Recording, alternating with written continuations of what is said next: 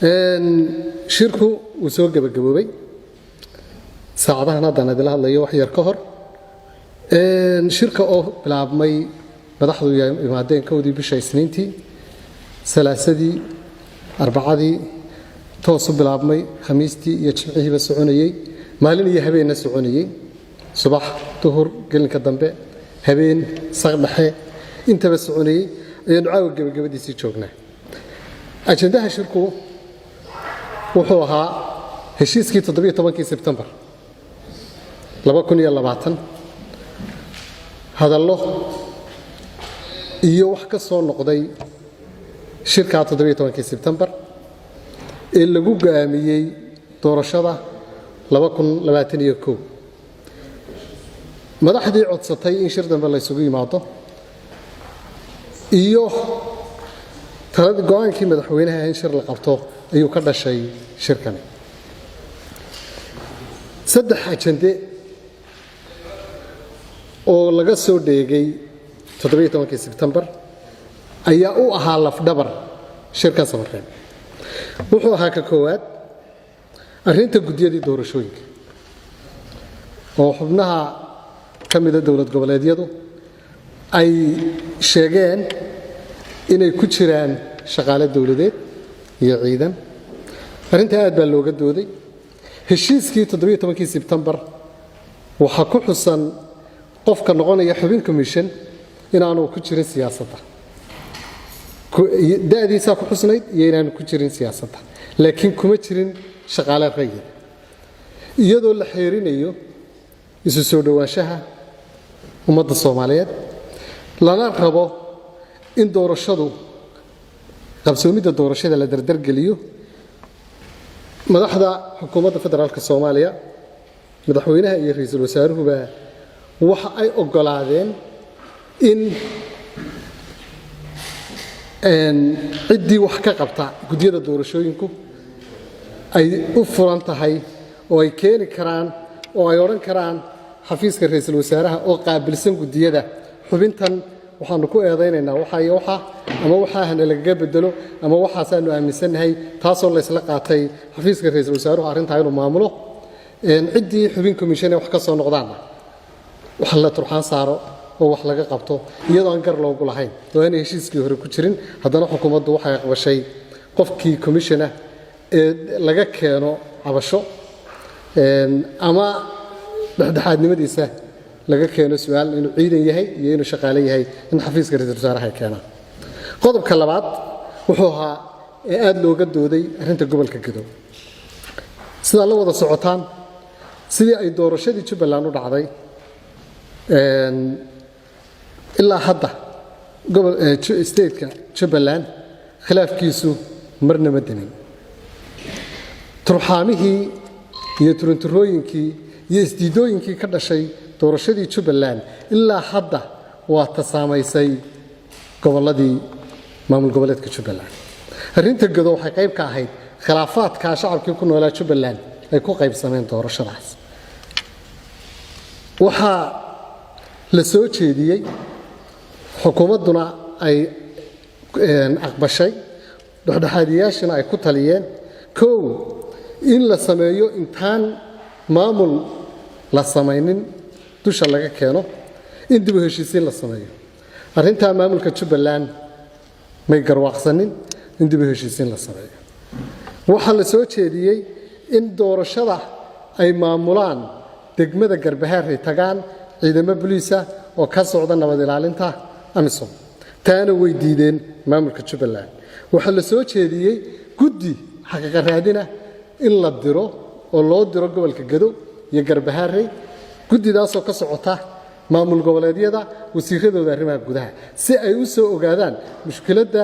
state-kan Jubbaland inta ay qodan tahay magaalooyinka oo dhan ay tagaan arrintaana way diideen hogaankii Jubbaland intaas markii la isla afgaran waayay waxay noqotay meel looga gudbo in la waayay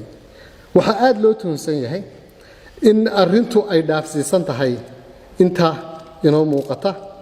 qooda shisheeyana ay dabada ka riixayaan arrintani inaanay si fudud u dhamaanin kana hortaagan yihiin inay doorashadu u dhacdo si nabad ah oo isla wada ogol ah. Arrintaa runtii dawladdu dadaal walba way ka gashay sidii gobolka Gedo doorashadiisu ay ula mid noqon lahayd isteediyada kale. Laakiin waxay ku adkaysteen maamulka Jubbaland in iyadoo aan dib heshiisiin la samayn, iyadoo hadda dagaal ka dhaceen 10 maalmood ka hor, iyadoo xaaladdu aanay deganayn oo ay doorashadii hore ku qaybsameen inay hadda maamul geeyaan. Arrintaana waxay dawladdu u aragtay inay keenayso iska hormaad cusub oo isku dirta shacabka Soomaaliyeed isla markaana aan suurtagal ahayn. Sida uu uga mid yahay gobolka Gedo Jamhuuriyadda Federaalka Soomaaliya ayaa gobol walbana xukuumaddu u danaynaysa oo uu uga mid yahay. Wixii duruufa iyo shacabka dareenkooda ka jirana ay waajib tahay in laga jawaabo, sababtay lama rabo wax hadhowta mushkilad keenaya. Intaas oo wax in guddi la diro, in ciidamada dhexdhexaad la diro iyo in dib u heshiisiin la sameeyo, saddexdaas soo jineedba way shaqayn waayeen. Arrinta Soomaaliland ayaa iyaduna ka mid ahayd arrimihii laga wada hadlay shirka Samareeb.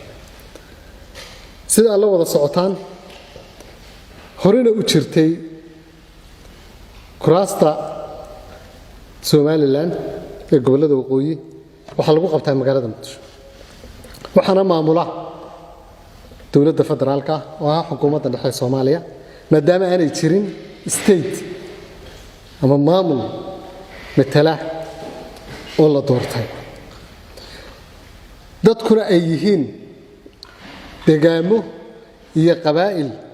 reer waliba kuraastooda gaar u leeyahay. cidda kaliya u dhaxin ay tahay dawladda federaalka Soomaaliya. waxaa soo baxday gudoomiyaha aqalka sare senator Cabdi Xaashi oo ah oday muxtarima in la yiri hal la siiyo gudiyada doorashooyinka talaha laga siiyo xubnana hal la siiyo, iyadoo aanay ku jirin heshiiskii 17 Sebtembar, iyadoo aanu qof ka mida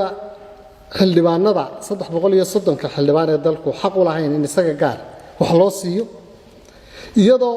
aanay qancinaynin qabaa'ilkii kale iyo dadkii kale ee kuraasta lahaa in kuraastooda qof maamulo, ee ay dhammaantood daba taagan yihiin dawladda oo ay tahay central body-ga ama xudunta maamulka Soomaaliyeed,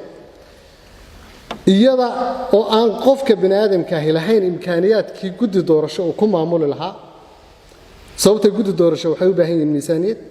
waxay u baahan yihiin tababar, waxay u baahan yihiin hooy, waxay u baahan yihiin iyaga laftooda in la soo qiimeeyo oo la soo baadho ma dambiila,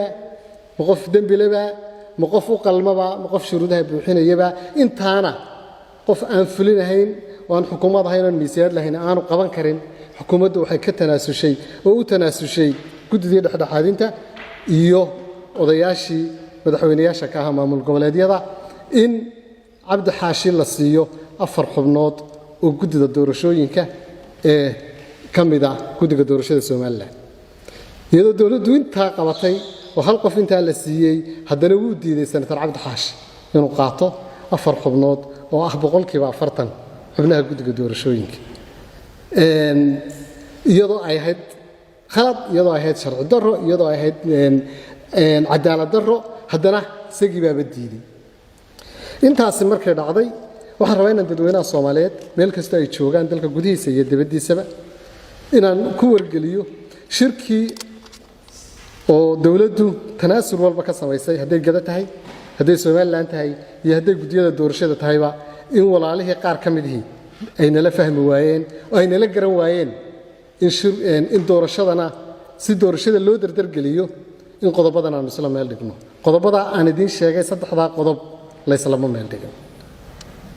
marka laga reebo qodobka koowaad ee guddiga doorashooyinka oo dawladdu furtay xafiiska barnaamijka uu diyaar u yahay in wax ka qabto. labadii qodob ee kale sidii bay u taagan yihiin. sidaa darteed madaxweynaha Jamhuuriyadda Federaalka Soomaaliya wuxuu ku taliyay maadaama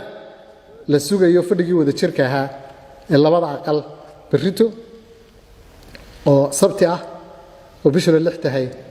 in shir dambe la isugu soo noqdo, maadaama aan la baajin karin shirka weyn ee labada aqal isugu imanayaan ee dastuuriga ah ee sovereignka ah ee madax bannaanida dalka ah in la isugu soo noqdo shir dambe oo muddadiisa iyo madashiisa ee la soo sheegi doono si wada hadalladu ay halka uga sii socdaan laakiin waxa muhiim ah mar walba in dadweynaha lagu wargeliyo halka wax marayaan iyo xaal sidoo noqday runtii dawladdu waxay muujisay dabac waxay muujisay tanaasul waxay muujisay odaytinimo iyo geed fadhinimo waxa jira nin walaalkaaya oo sabirka iyo deeqsinimada ku raadiya sadbursiyo marka walaalkii u sabro ee uu deeqsina u yahay isiraahda ka badi oo ka kordhi oo sadbursiyo ku raadi taasina ma shaqayso ugu dambayn waxaan u mahad celinayaa dhammaan dawladihii xubnaha ka ahaa dawladda federaalka member stateski ka soo qayb galay madaxdoodii runtiina aad u dadaalay caawo kaliya waxaan garanayaa madaxweynayaal ilaa 6dii maqribnimo ilaa 12kii habeenimo fadhiyay kursi aan mar qura ka kicin ee sugayay in natiijadu ay ku dhamaato guul iyo barwaaqo waan u mahad celinayaa madaxweynaha Hirshabeelle Ali Guudlaawe waxaan u mahad celinayaa madaxweynihii martigeliyay kulankan ee aan habeen iyo maalin nasan أحمد عبد كارية قرقر وحنو مهد علينا يا عمر فينش وحنو مهد علينا يا قدامي قبل كبنادر وحنو مهد علينا يا مدحوينة السعيداني وحنو مهد علينا يا مدحوينة أحمد محمد سلام وحنو مهد علينا يا مدحوينها عن الصن عن فريسان ساعد والبتاجنا عبد العزيز لفت قرن مدحوينها كونفور قلبات هكلو رأينا نو مهد علينا خير قلمدوك يا خير سمرين وحقان إلاوي كرين ciidamada kala duwan ee ku sugan galmudug haday yihiin ciidamada militariga gorgor haday yihiin booliiska iyo harimacad haday yihiin security-ga iyo sirdoonka dhammaan ciidamadu waxay guteen waajibaad waana arkayseen cadow isku dayay inuu qalqalgeliyo shirka sidii talaabooyinkii ay ka qaateen iyo guulihii ay ka soo hooyeen iyagana waa nugu halceliya ugu dambeyn bahada saxaafadda waxaan leeyahay saacado badan baa taagnaydeen 5 maalmood iyo 5 habeen saxaafaddu mar kaliya kama ay qoob qaadin madasha shirka iyagoo rabay dadweynahooda inay la wadaagaan go'aamada iyagana waxaan leeyahay waa ku mahadsantiin in Allah la yudiic ajra al-muhsiniin ilaahay ma dayacayo wanaaga dalkiina iyo samirka uu lahaydeen ugu dambeyn shacabka Soomaaliyeed ee naga dhur sugayay iyagana waxaan leeyahay bishaaraysta shirarku way sii socon doonaan dalkuna iyo horumarkiisuna way sii socon doontaa waana guuleysan doonaa waa mahadsantiin